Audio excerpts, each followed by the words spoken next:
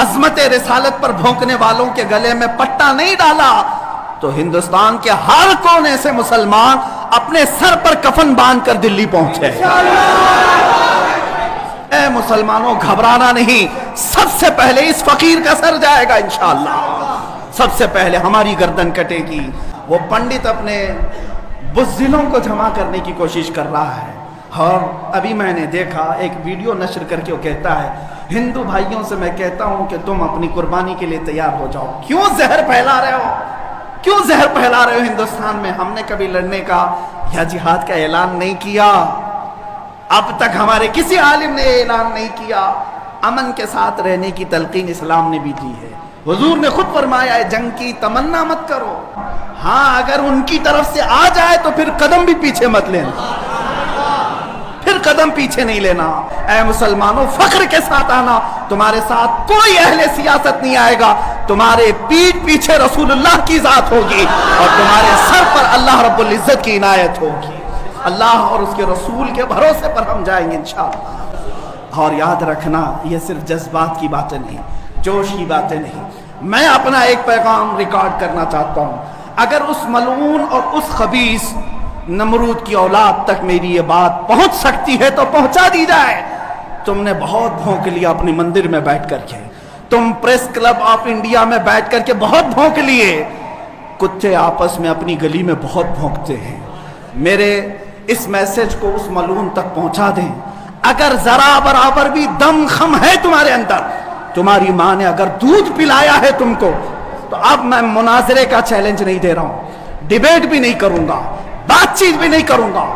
آؤ میں اعلان کرتا ہوں، 8 دن کے اندر تم دلی پہنچو، کسی میدان میں پہنچو، اپنی ساری مقدس کتابیں لے کر کے آؤ، انشاءاللہ العزیز یہ فقیر قرآن پاک لے کر حاضر ہوگا۔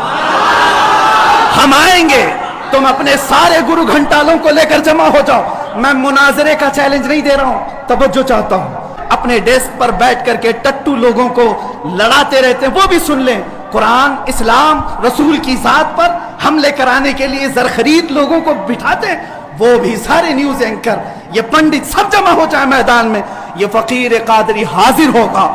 ایک بڑی آگ جلائی جائے، آگ لگائی جائے۔ میں اس سے کہتا ہوں میں بھی آگ میں داخل ہوں گا، تو بھی آگ میں داخل ہو جا، جو سلامت رہے گا اس کا دین حق پہچانا جائے گا۔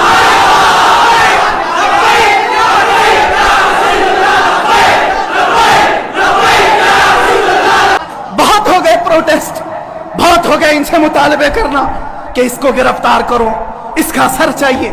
آؤ آج آر پار کی بات کر لیتے ہیں۔ زمانہ گزر گیا، 800 سال ہو گئے، سرکار غریب نواز کو بھی یہی چیلنج کیا گیا تھا۔ معین الدین حسن چشتی نے ہند میں یہ بتایا تھا کہ جو نبی کا غلام ہوگا وہ آگ میں بھی کود جائے گا۔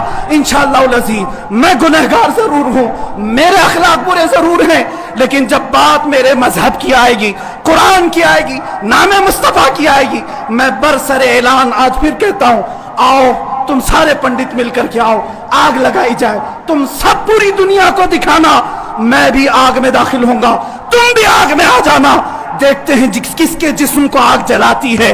اگر میں سلامت رہا تو میرے دین کی بات ہوگی، اور انشاءاللہ العزیز مجھے یقین کامل ہے کہ اگر آگ پر بھی کسی کا حکم ہوتا ہے تو صرف میرے رب ذوالجلال کا ہے، میرے رب ذوالجلال کا ہے۔ بس اسی بات پر میں اپنی گفتگو کو ختم کرتا ہوں۔ اب احتجاج نہیں، اب پروٹیسٹ نہیں، سیدھے آر پار کی بات، میری یہ بات پہنچا دی جائے۔ اگر جواب آ جائے تو دیکھ لینا مسلمانوں، مجھے یہ یقین ہے کہ اس کا کوئی جواب نہیں آئے گا، اس کا جواب نہیں آئے گا۔